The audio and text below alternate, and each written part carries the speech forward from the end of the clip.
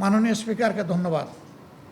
Treasury bench থেকে একজন বলেছিলেন যে সমাজে অনেক ময়লা আছে, এগুলো পরিষ্কার করতে হবে। তিনি বলেছিলেন সমাজ পরিচ্ছন্ন আছে, ময়লা এখানে আছে। এই জায়গা পরিষ্কার হয়ে গেলে সমাজও পরিষ্কার হয়ে যায়।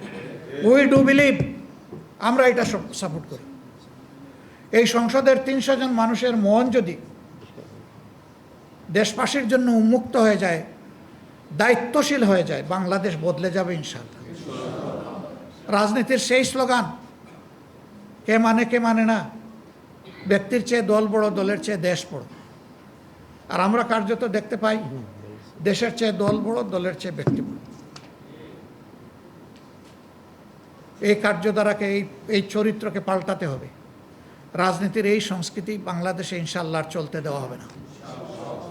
যেখানে এই সংস্কৃতির চর্চা চলবে সেখানে আমরা প্রতিবাদ করব। এই জনগণের সাথে হয়ে, জনগণকে সাথে নিয়ে আমরা প্রতিবাদ করব ইনশাআল্লাহ।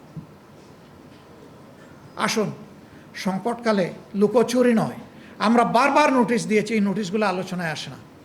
জ্বালানি সংকট, বিদ্যুৎ সংকট, সার সংকট, দ্রব্যমূল্যের ঊর্ধ্বগতি, এগুলো নিয়ে আলোচনা করি। এগুলো আলোচনা করা পছন্দ না, শুধু লুকোচুরি।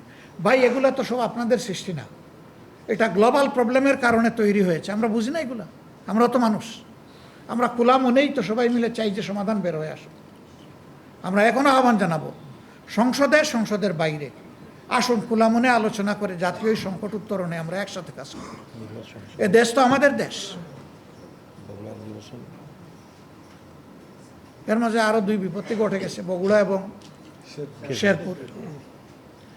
এখন লোকরা বলে হ্যাঁ 96-তে মাগুরা আর 26-এ এসে বগুড়া। কেন রে ভাই, দরকার কি ছিল? ফেয়ার ইলেকশন করে আপনারাই জিতেন, না হয় আমরাই জিতি, জনরায়টাকে আমরা সম্মান করি। কিন্তু সেখানে দেখছেন যে কি ঘটনা ঘটেছে। আমি ভাই লজ্জিত। কিছু মিডিয়া, আমি সবার কথা বলছি না, অমুক ভাই 3 গুণ ভোটে বিজয়ী হয়েছে। ভাই, আপনিও তো সেখানে ছিলেন, মানে আপনার একজন বন্ধু সেখানে ছিল। খোলা চোখে আপনি দেখেন নাই সেখানে কি হয়েছে? সবই দেখেছেন। একদম সিলমারা ব্যালট প্রার্থী এবং এজেন্টরা ধরে আপনাদের সামনেই তো, আপনাদের মাধ্যমেই তো জাতির সামনে নিয়ে এসেছে। তারপরে আপনারা কেমনে বলেন রে ভাই এগুলো? সবাই না, যারা এরকম করেছেন তাদের ব্যাপারে আমি লজ্জিত। তারা লজ্জিত কিনা আমি জানি না, লজ্জিত হওয়া উচিত। এই অঙ্গনের আলহামদুলিল্লাহ সুনাম অক্ষুণ্ণ থাকুক, আমরা চাই। আমরা বরাবর বলেছি, সাদাকে সাদা বলুন, কালোকে কালো বলুন। আমি কালো হলে আমাকে বলে দেন, অসুবিধা নেই। কিন্তু আমার সাদাটাকে মেহরবানি করে বাদামি এবং কালো বানাতে যাইয়েন না, এটা ভালো জিনিস না।